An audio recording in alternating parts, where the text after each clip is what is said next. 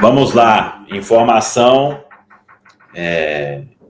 que eu apurei aqui, e o Caramujo foi em cima ali do nome.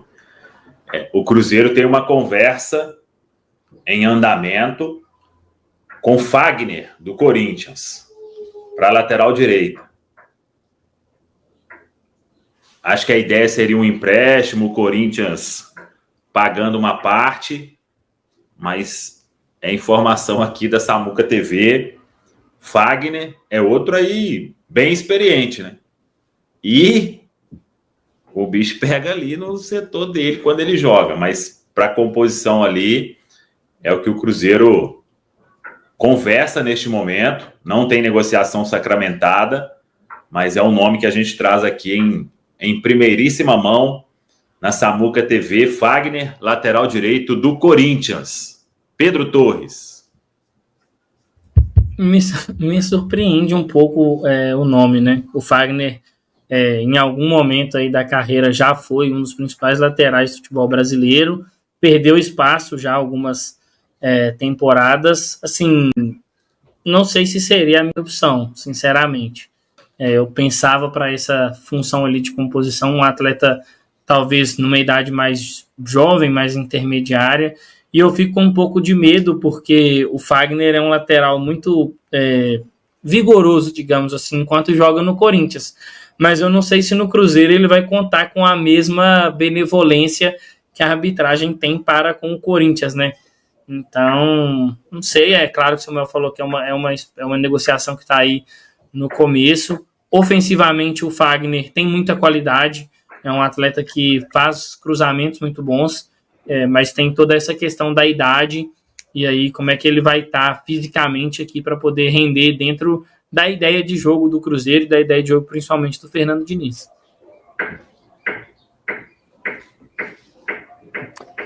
Fagner, cara, sinceramente, eu tava na expectativa do Mike, né, sabendo a negociação é difícil, um cara que para alguns fisicamente, né, não conseguiu devolver muito em 2024, mas fez 40 jogos.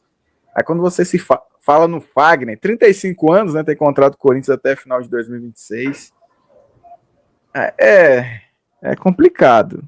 Enfim, falando sinceramente, a opinião minha do Patrick é que, para a opção, o Willian, que é um cara que tem uma sequência muito grande, esperamos que seja assim também, dentro do que o mercado se apresenta, talvez não seria... Então, eu não veria com tanto maus olhos, igual muitos estão digitando aí, não. Fagner, como opção no banco de reservas, eu prefiro o Mike, né? Lógico. Mas, enfim... Eu falo mesmo, eu mesmo não me convenço, sabe? Quando eu falo. Mas, enfim, é isso. Eu tô fechado com a ala mais revoltada do chat aqui, viu, gente? Eu acho que querer o Fagner para 2025 é um absurdo, pelo amor de Deus. O Fagner fez uma temporada horrorosa no Corinthians, horrorosa. Ele tá com 35 anos. A última temporada boa do Fagner, acho que foi 2021, que a gente pode falar que ele tava jogando bem. Galera, é um jogador absolutamente violento. Acho que se vier pro Cruzeiro, a gente já pode contratar mais uns 3 pontos esquerda, porque uns 2 ele vai lesionar no treino. E assim, é um jogador que chega, ele extrapola o limite do razoável nas disputas de bola. Ele é realmente um jogador maldoso. Acho que tecnicamente não se justifica. Concordo com o Pedro que ofensivamente ele é bom, ele faz bons cruzamentos, né, para a média dos laterais do Brasil. Mas eu acho que o Fagner não tem um salário baixo, gente. Não é um jogador barato, não é um jogador fácil de lidar. Eu acho que ele até aceitaria numa boa um banco de reservas, porque ele sabe que não está jogando nem perto do que foi nos seus melhores momentos. E o Fagner foi o melhor lateral direito do futebol brasileiro por algum tempo, mas isso há uns 6, 7, 8 anos atrás. Então, eu acho que essa contratação é um absurdo por todos os aspectos, especialmente a questão de experiência do elenco, né, que a gente já está com o elenco sendo envelhecido com as contratações, e a do Fagner é uma que eu acho que não agrega tecnicamente, não agrega em ambiente. Ele é vencedor, bacana, ele foi vencedor, porque ele não tem sido vencedor nos últimos anos. Eu acho um absurdo isso aí, cara, uma contratação horrorosa, e eu espero que não se concretize, Samuca. Eu acho que para uma composição, para jogar alguma vez ou outra, se for essa realidade, se o Corinthians ajudar no salário, eu acho que é plausível pensar em Fagner. O Cruzeiro não vai fazer investimento para buscar um lateral direito, para contratar, e nem tem que fazer, pelo menos na minha opinião, tendo um lateral do nível que é o William. Então, eu não vou ficar aqui, que não tem isso e aquilo. Diante de um mercado, eu também gostaria muito do Mike. E acho que o Mike, numa condição, recuperando a condição física, era para brigar pela titularidade. Agora, se tiver aí um ano, tudo bem, é um lateral de 35 anos, né? Mas o William não vai jogar porque está suspenso, precisa ser preservado. Eu acho que, tendo ali o Fagner, não teria aquele absurdo que era quando a gente considerava o William ficar fora no ano de 2024, né? Mas vamos ver, é uma negociação que está em andamento e o Cruzeiro tenta aí, o Corinthians, fazendo uma composição ali, porque, como disse o Caramujo, é um salário que não é tão baixo assim, e é a negociação que está em curso. No momento, Fagner, lateral direito, 35 anos, podendo aí vir para o Cruzeiro em 2025. Desde ontem aí a gente está tentando um contato com o staff do Matheus, né? Para entender melhor essa questão, né? Porque proposta oficial até agora não chegou. Isso é um fato. Não teve proposta por parte do Palmeiras. O Cruzeiro mantém a postura de só conversar com uma proposta de 25 milhões de euros na mesa.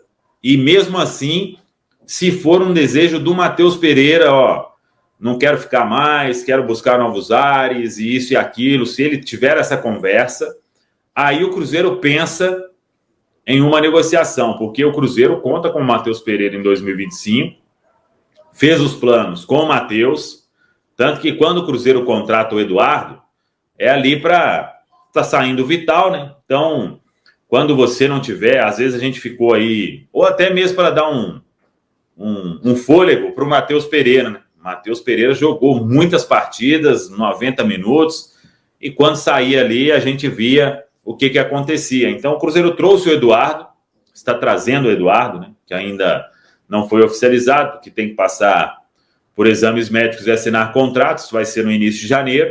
Então, o Cruzeiro trouxe essa opção ali, porque a gente sempre falava, né? Falta um meia ali para dar um fôlego quando o Matheus estiver suspenso, isso e aquilo. E o Cruzeiro não fez nenhum movimento, porque ninguém tem dúvida que se o Cruzeiro faz uma negociação agora do Matheus Pereira, você tem um baita desfalque para começar 2025. Aí não adianta ter trazido o Gabigol, ter trazido o Dudu, ter contratado aí outras peças, porque vai ficar um buraco gigantesco, né? Então essa é a ideia do Cruzeiro, não negociar, e principalmente com o mercado nacional. Agora, se o Matheus procurar, não vou ficar, não quero ficar, é uma coisa que o atleta pode fazer, mas não ficar dentro do que o clube entende, né? Você não vai obrigar ninguém também a ficar no clube, tem contrato, tem uma opção. Multa, o primeiro ponto é multa, né? Só que a multa é absurda. E se chegar uma proposta que o Cruzeiro entende, o atleta fez a opção por não ficar, e a gente não tem essa informação, acho que é importante isso, porque vai ficar muito no noticiário, em torno do Matheus, isso e aquilo. Eu, para falar uma situação dessa, tem que ser o próprio atleta de viva voz. Mandou um áudio e etc, etc, e aí você fala, realmente a pessoa não quer ficar. Fora isso, não tem como. Então, o Cruzeiro conta com o Matheus e só partiria para algum movimento se fosse desejo do atleta de deixar a Toca da Raposa 2, mas aí deixar nas condições do Cruzeiro, né? Não simplesmente, não quer ficar, então tem que sair de qualquer jeito. Não é essa história.